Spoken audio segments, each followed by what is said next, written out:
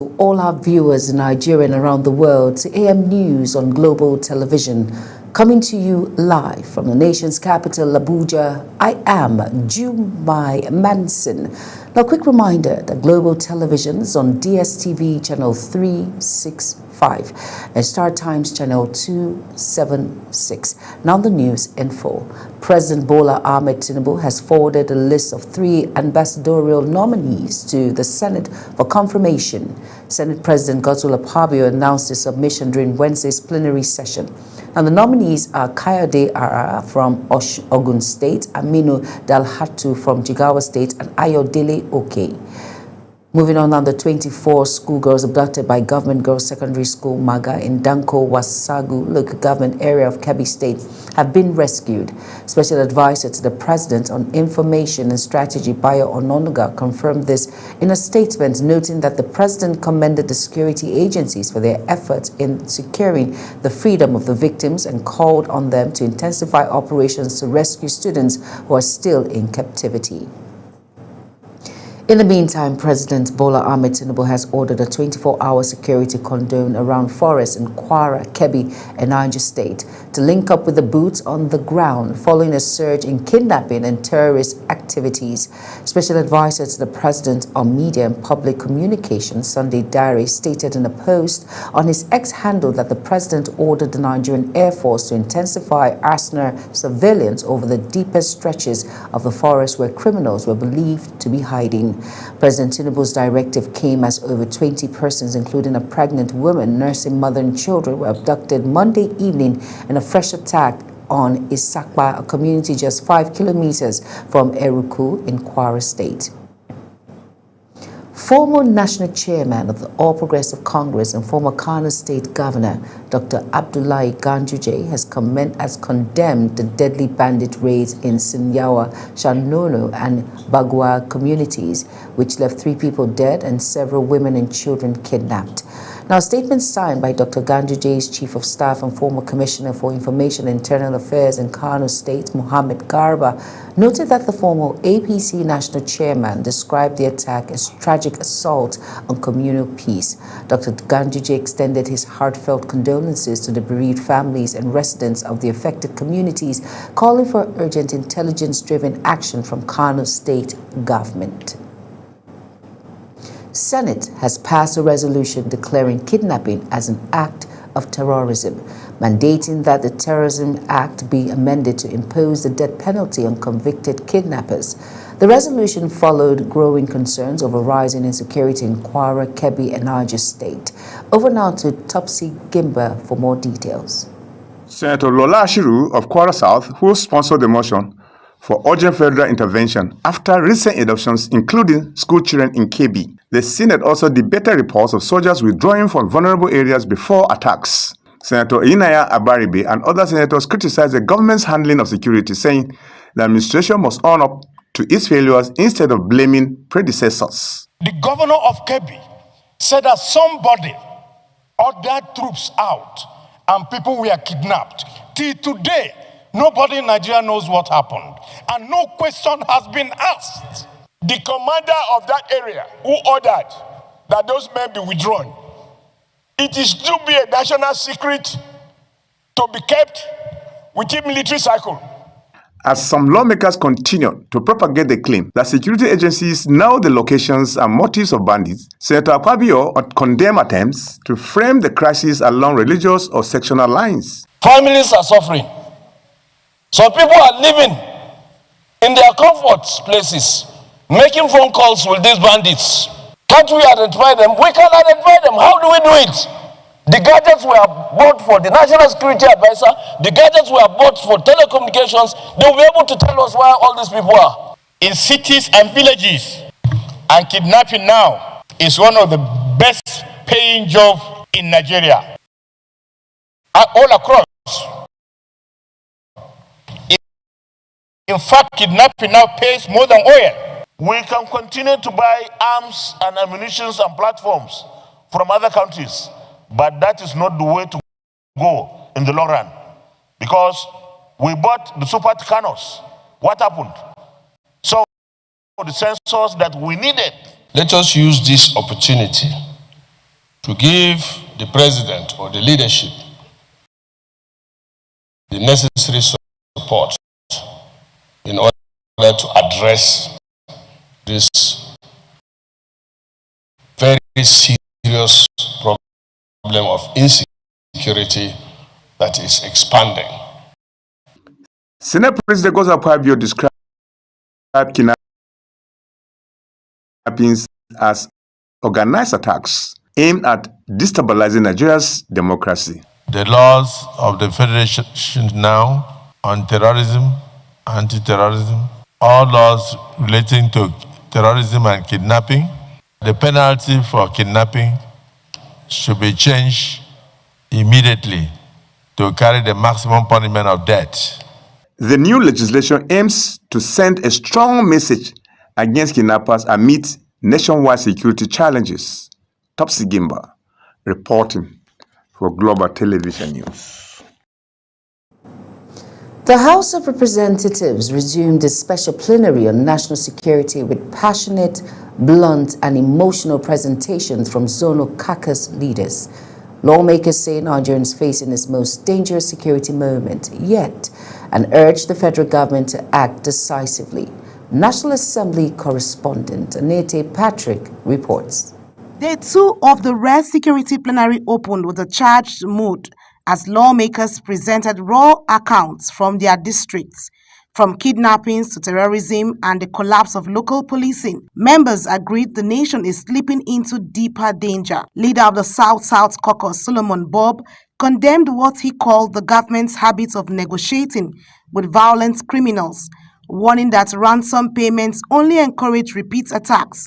He insisted that security agencies must pursue terrorists and kidnappers decisively, not treat them as misguided youths.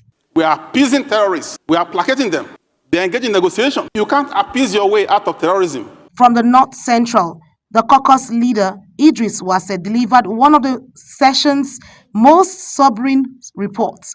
He detailed systemic failures, poor policing, ignored intelligence, infiltration of security recruitment by criminals, and a judicial system where suspects languished 4 years without trial. He warned that without urgent reforms, kidnappers will continue to operate with impunity. In the armed forces, I once spoke here.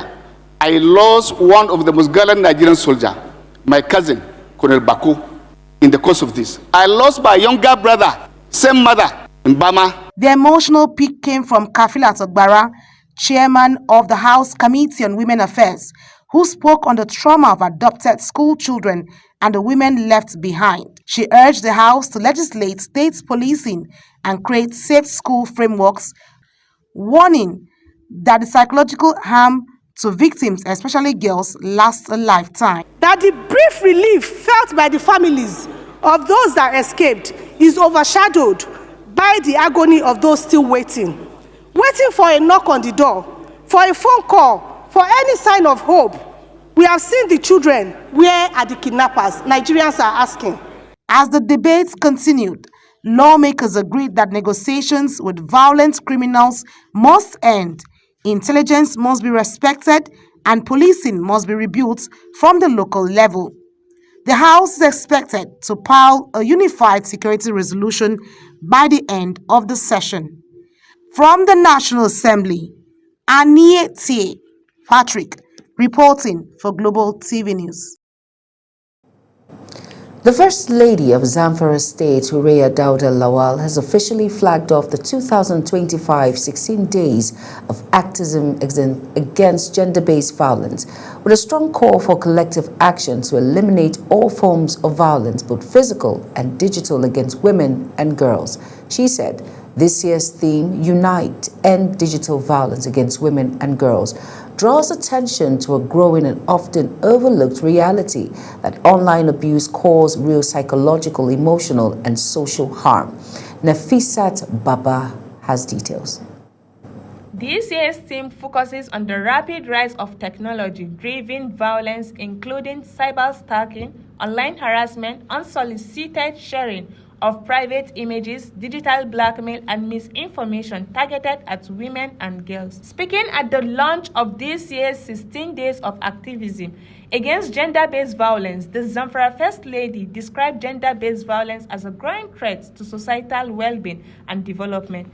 She expressed concern that digital platforms originally created for communication, learning, and innovations are increasingly being used as tools for harassment, cyberbullying, blackmail, and exploitation. She stressed that digital violence must be taken as seriously as physical violence, as both have lasting consequences. In this fast-growing digital world, our phones, our devices, and our social media platforms have become extensions of our lives. Sadly, they have also become tools for harassment, bullying, blackmail, exploitation, cyber-talking, and emotional violence. Online abuse is not virtual. It is cause of real pain, real trauma, and real harm. The Zamfara State Commissioner for Women Affairs and Social Development, Hajia Aisha Anka, reaffirmed the state government's commitment to protecting the dignity, safety, and rights of all citizens. She described gender-based violence as a major barrier to family stability, community development, and social progress. Today, we join the global community in raising our voices to demand an end to all forms of violence against women, girls, children, and vulnerable persons in our society. A call to action, a reminder that the well-being, dignity, and safety of every woman and girl must be protected at all times. Participants at the event urged victims of gender-based violence, whether online or offline, to speak up and seek help without fear. They also called on stakeholders, community leaders, and the media to intensify awareness campaigns to ensure that every woman and girl in Zamfara is protected. Nafisa Baba, Global TV News. You are watching the live broadcast of AM News. When AM News returns, Nasarawa State Governor presents 2026 budget proposal to Assembly.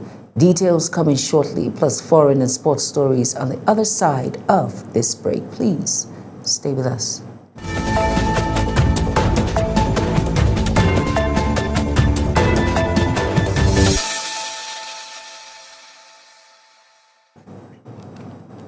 You're welcome back, and if you're just tuning in, this is AM News on Global Television.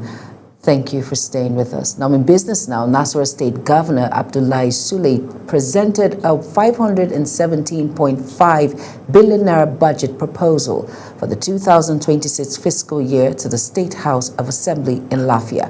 Now, the budget-themed Budget of Strategy Consolidation aims to consolidate ongoing infrastructure projects, expand job creation through industrialization and agriculture, improve healthcare and education services, and strengthen urban renewal and environmental management. Sule commended the Speaker, Danladi Jatto, and members of the Assembly for their consistent support in passing previous appropriation bills. Moving on now to the Independent Petroleum Marketers Association in Kano State is calling on the federal government to review the petroleum subsidy removal policy, as continuous price fluctuations are forcing many marketers out of business. Global TV correspondent Idris Jibrin reports that nearly 40% of petroleum marketers in the state have already shut down operations. The report. At the start of his administration, President Bola Tinubu announced the removal of petroleum subsidy, a decision that immediately triggered a sharp hike in fuel prices nationwide. The ripple effect has been a persistent rise in the cost of living, driven largely by increased transportation expenses. While government maintains that the subsidy removal is intended to strengthen the nation's economy, Nigerians continue to buy fuel at highly unstable and often exorbitant prices that changes almost daily. Many people now, they park their cars. They cannot even afford to always buy fuel and then to transport themselves. Even me, I always used to do it maybe 2 or 3 times a week. According to independent petroleum marketers in Kano, this unpredictable price fluctuation has become their biggest challenge. Many have lost their capital to the unstable market, leaving several stations unable to continue operations. The problem of price fluctuation is mainly from the depot where we used to buy the fuel. For example, if you buy 100 naira fuel, you will be expected to include your transportation cost on the pump price. But before you even reach Kano from Lagos, you may hear that the fuel has dropped with 20 naira. They warn that unless the federal government review the subsidy removal policy, particularly by introducing a regulated minimum or maximum price, Nigerians will continue to struggle with high fuel cost, while many more marketers risk being pushed out of business. We actually need government intervention by giving us notice of increase or decrease price. Because before the start of this problem, we have people with 10 to 20 trucks, but today they have been reduced to only 1 truck.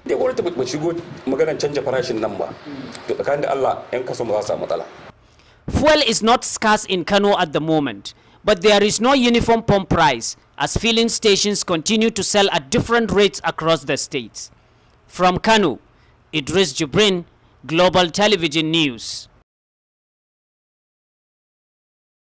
And on the foreign scene, United Nations says resurgence in terror attacks and instability, particularly in northern Nigeria, are pushing hunger to unprecedented levels. Head of UN World Food Programme Office in Nigeria's north, Emmanuel Beginimana, which has shared footage of medical treatment and food distribution in the region, noted that the hunger is now reaching levels more than they have seen in years. Here is the rest of the story with Uyi Agbomofoigbe. The UN agency also stated that nearly 35 million people in northern Nigeria are projected to face severe food insecurity during the 2026 lean season, which stretches from May to September. In Borno State, which has been designated the epicenter of the 16-year-long insurgency, the United Nations said around 15,000 people are projected to reach catastrophic hunger or famine-like conditions. Here in northeast Nigeria, we are witnessing a deterioration of hunger and malnutrition. Insurgent attacks have intensified and communities are carrying the weight of this. Hunger is now reaching levels we have not seen in years. If families cannot eat and fear continues to grow, desperation will take hold. Armed groups can use that desperation to tighten their grip, putting the wider region even at greater risk. The conflict has killed more than 40,000 people and displaced around 2 million others in the northeast, with a spill into neighboring countries. Uyi Agbomofoigbe, reporting for Global TV News.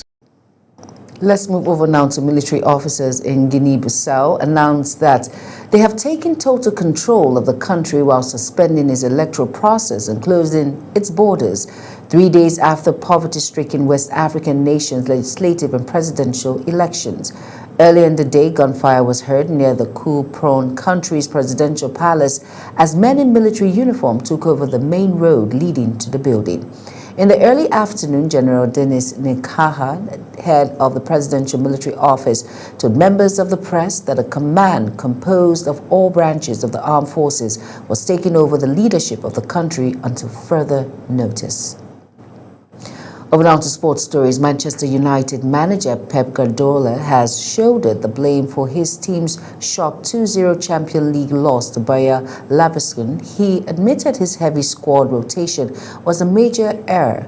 Guardiola made 10 changes from the weekend's 2-1 Premier League loss to Newcastle United. Still on sports story, Atalanta have demanded 50 million euros from Galatasaray to sell Ademola Lookman in January. Galatasaray are pushing to unite Lookman with his international teammate Victor Osimhen.